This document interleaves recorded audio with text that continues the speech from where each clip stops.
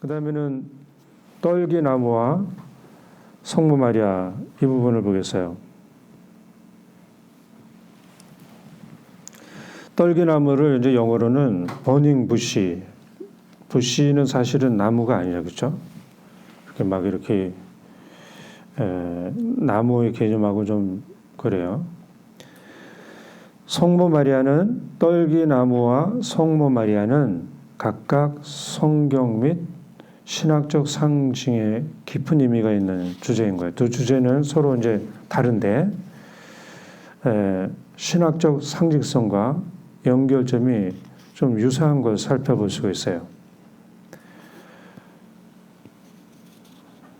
이 두 주제는 모두 하느님의 신성한 개입, 예수님이 또 하느님이 직접 개입한, 그래서 그 개입을 통해서 인간을 구원하는 그런 계획이 여기 있는데 이게 공통점인 거예요. 마리아가 하느님 말씀을 받아들임으로써 새로운 구원의 역사를 열었던 것처럼 모세는 불타는 떨기나무를 통해 이스라엘 백성을 구원하라는 하느님의 소명을 받아들인 거예요. 그래서 먼저 떨기나무를 보면은 모세가 하느님의 부르심을 받았을 때 이 장면이 나오는데 불에 타고 있지만 소멸되지 않은 이 떨기나무, 이거를 이제 어떻게 봤느냐면은 하느님의 현존과 거룩함, 순수성과 영원성을 상징하는 거로 이 떨기나무를 본 거예요.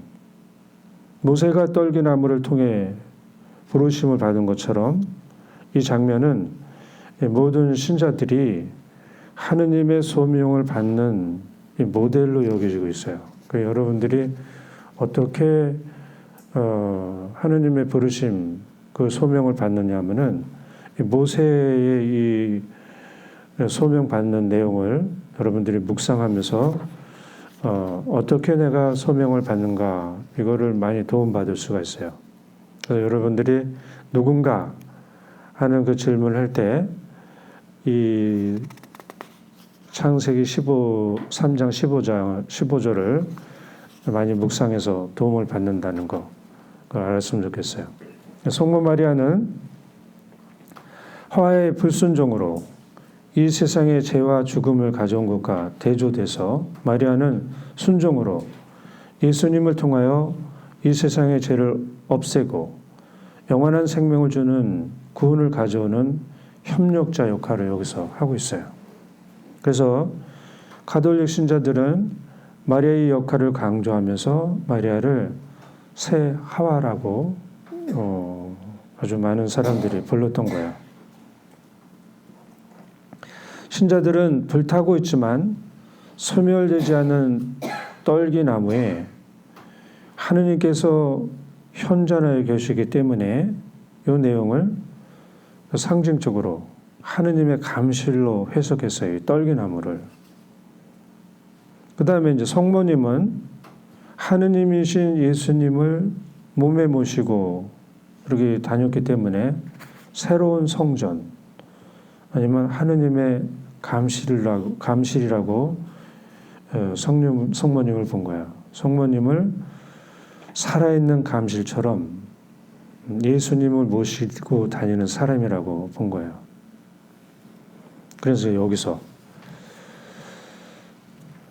하느님이신 예수님을 내 몸에, 성모님 안에 모시고 다니려면 성모님은 원죄 없이 잉태되지 않았으면은 그게 불가능하다, 이렇게 해석을 했던 거예요. 그래서 이 부분을 좀 정리를 하면 많은 신자들은 불타는 떨기나무와 성모 마리아는 초월적이고 거룩하신 하느님께서 거처하시는 감실로 본 거예요. 그래서 떨기나무는 불타지 않는 순결함으로 보고 마리아는 원죄에 물들지 않은 순수함으로 이거를 비교해서 봤던 거예요. 그러면 로마서 5장 12절에서 21절 이걸 또 보겠어요. 바오로 사도는 로마서 5장 12절에서 22절 여기에서 원죄의 결과와 예수님의 은총의 결과를 비교했어요. 아담의 죄로 사람들은 죽음과 죄의 지배를 받았지만 예수님의 위로움과 은총으로 사람들은 영원한 생명을 누리며 지배하게 됐다고 그렇게 얘기를 하고 있어요. 그래서 신자들은 바오로 사도가 가르치는 원죄의 결과로 마리아가 죽음과 죄의 지배를 받은 사람이라면 마리아는 하느님의 구원 사업의 협력자가 결코 될 수 없다고 이축감을 한 거예요. 이 서간을 읽으면서. 그래서 가톨릭 신자들은 예수님이 아직 태어나지 않았기 때문에 마리아는 예수님의 공로로 구속됐던 그런 방식으로는 구속되지 않았지만 다른 방식으로 원죄에서 보호를 받아야 예수님의 어머니가 될 수 있다고 생각을 했어요. 마리아는 예수님의 공로와 은총으로 세속의 시간의 흐름 속의 이 흐름을 초월해서 선제적으로 잉태되는 순간부터 원죄에서 보호를 받아야 됐다라고 주장하게 됐던 거예요. 마리아는 새로운 하와로서 원죄 없이 잉태되어 예수님을 잉태할 수 있는 깨끗한 그릇이 되었고, 원죄 없이 잉태된 마리아의 이 가르침은 바오로 사도가 로마서 12장 21절에서 가르친 내용과 완벽하게 부합한다 라고 이렇게 본 거예요. 그러면 이제 결론으로 원죄 없이 잉태되신 마리아, 사실 이 부분은 제가 원죄 없이 잉태되신 마리아 이 축일에 강론한 내용인 거예요. 그래서 그 내용을 같이 한번 나눠보겠습니다. 그 원죄 없이 잉태되신 마리아에 대한 교의도 정리해 보겠습니다. 원죄 없이 잉태되신 성모님은 완전한 자유를 사신 사람입니다.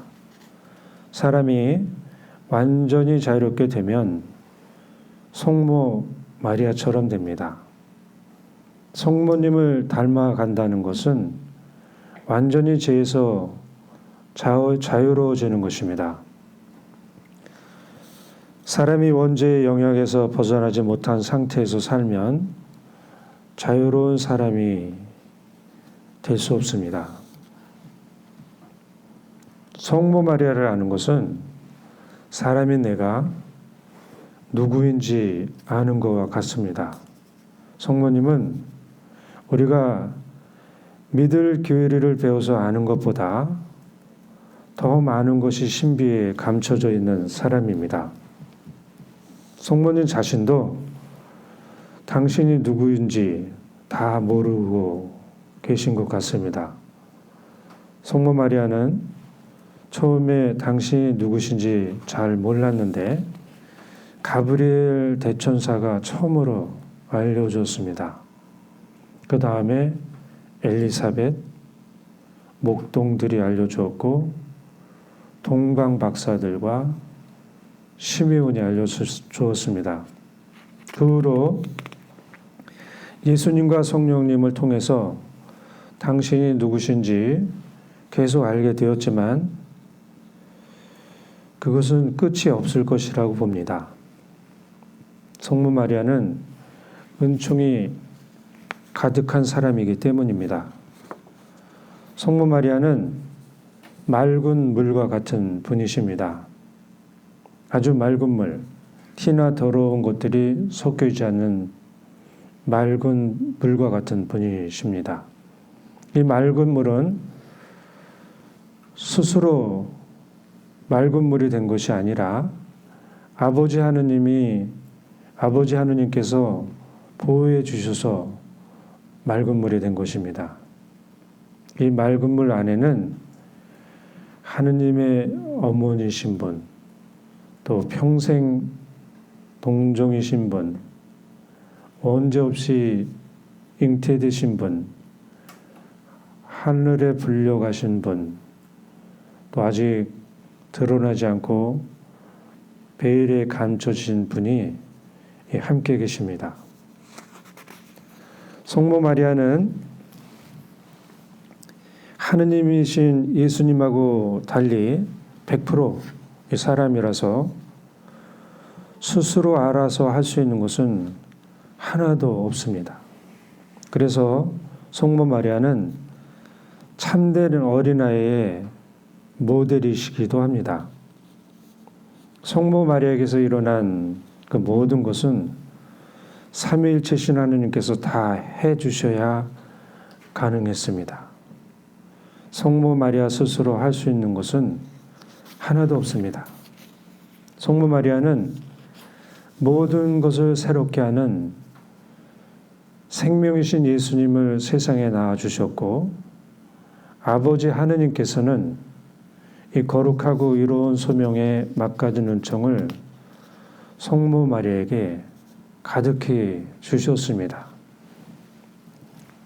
그러므로 영적인 눈과 귀가 열린 거룩한 몇몇 그부들은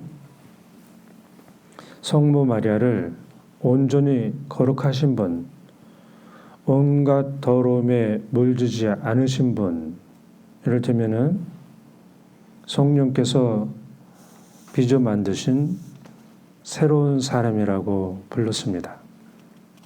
세월의 흐름에 따라 교회는 점진적으로 하느님의 은총이 가득한 성모 마리아가 잉태되는 순간부터 원죄 없는 사람이라는 것을 깨닫게 되었습니다. 그래서 1854년 비오 9세 교황님은 원죄 없이 잉태되신 마리아에 대한 교의를 선포했습니다. 사실 성모 마리아는 잉태되는 순간부터 예수님이 세우실 공로를 미리 입으셔서 원죄에 조금도 물들지 않게 보호되셨습니다. 아버지 하느님께서도 성모 마리아를 세상 창조 이전에 그리스도 안에서 선택하시어 당신 앞에 거룩하고 흠없는 사람이 되게 해주셨습니다.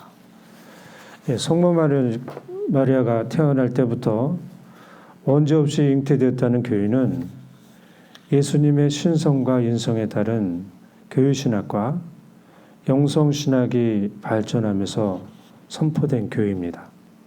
이 교리는 마리아가 특별한 은총으로 구원받아 죄 없는 상태로 예수님을 낳았고 예수님과 함께 아버지 하느님 구원 사업에 협력했다는 그 의미가 여기 담겨 있습니다.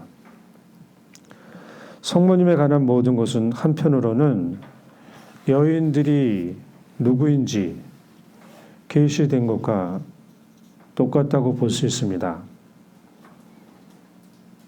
여성이란 누구인가 하고 정의를 내리고 싶은 사람은 영적인 눈과 귀가 열린 상태에서 성모 마리아를 묵상하면 여성이 누구인지 알게 될 것입니다.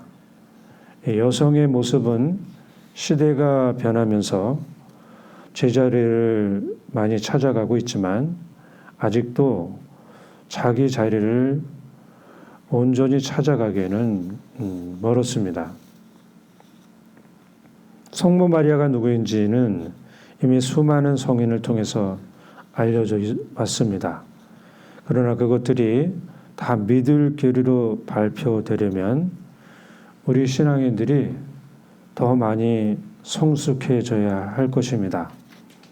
있는 그들의 준비를 드러내도 받아들이지 못하는 이 현실에서 새로운 신비들이 한꺼번에 계시되면 혼란할 것이 분명합니다. 가득한 은총 속에 계시되지 않은 성모님, 성모 마리아에 대한 신부는 하느님의 때가 되었을 때 우리 믿음의 정도에 따라 논의되면서 점진적으로 풀어나갈 것이라고 봅니다. 성모 마리아는 교회의 모델이라고 합니다. 이 교회의 모습이 어떻게 될 것인지 성모님이 누구신지 밝혀지면서 점진적으로 이 교회의 모습도 밝힐 것이라고 봅니다. 처음에는 유대교회에서 믿었던 교회의 모습, 그리고 지금은 로마 가톨릭에서 믿었던 교회의 모습이 있지만 성모님이 누구신지 계시되면서 교회의 모델이 또 비춰지면 교회의 모습은 또 달라질 것입니다. 그래서 우리는 성모님이 얼마나 중요한 사람인지 알아야 합니다. 사람 중에 유일하게 성모 마리아만 참 하느님이시고 참 사람이신 예수님을 잉태하고 낳으셨습니다. 이 사실은 사람에게 불가능한 것이 하느님께는 가능하다는 것을 증거한 사건입니다. 성모 마리아를 통해 사람에게 불가능한 것이 하느님께서 함께 하시면 가능하다는 것을 우리는 간접적으로 체험한 사람입니다. 그래서 스스로 아무리 해도 안 되는 것을 이제 예수님과 함께하면 할 수 있다고 하는 이 체험을 우리가 직접 해야 될 때가 지금입니다. 마리아가 원죄 없이 잉태되었다는 사실은 모든 사람이 하느님 나라의 신비로 들어가는 그 문이 열린 것이고 이 신비의 끝이 없을 것이고 모두 삼위이신 하느님께서 마련해 놓으신 은총이라는 것을 우리는 이 강의를 통해서 알았습니다. 부족하지만 잘 들어주셔서 감사합니다. 강복 드리고 마치겠습니다. 성부와 성자와 성령의 이름으로 아멘. 주님께서 여러분과 함께 전능하신 천주 성부와 성자와 성령께서는 모든 이에게 강복하소서. 성부와 성자와 성령의 이름으로 아멘. 감사합니다. 수고하셨습니다.